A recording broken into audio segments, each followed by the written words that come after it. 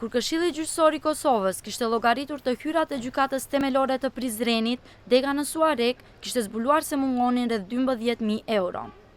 Kur kjo informat kishte ardhur në gjykatën e Suarekës, njeriu i parë prej të cilit ishte kërkuar deklarat ka qenë arkëtari i gjykatës.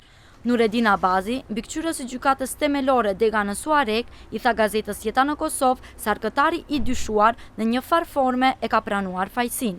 Punëtori ka dhënë deklaratën njëjtën ditë, me një forma e ka pranuar dhe vepën të natë.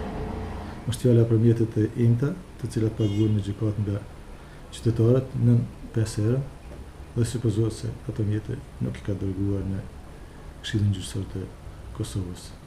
Periudha që dyshohet të jenë përvetësuar mjetet është prej muajit gusht 2013 deri në muajin janar 2014.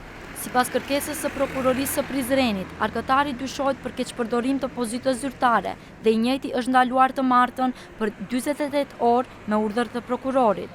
Sipas kryeprokurorit Syl Hoxha, lëndën në shqyrtim do ta merr prokuroria e Gjilanit, pasi personi i ndaluar është punëtor i gjykatës së Prizrenit dhe me këtë rast duhet të mirret kjo prokurori. Edhe Drejtoria për hetime të krimeve ekonomike dhe korrupsionit ka njoftuar për arrestimin e një personi në ndyshimin për veprat penale, keqpërdorim i pozitës apo autoritetit zyrtar, mashtrim në detyrë dhe përvetësim në detyrë. Sipas policisë, i dyshuari në fjalë i ka raportuar të hollat si të arkëtuara, por nuk i ka dorëzuar ato në xhirollogarin zyrtare. Arkëtari ka qenë i obliguar që çdo herë kur të mblidhet shuma prej 300 eurosh t'i dërgoj ato në xhirollogarin e KGK-s.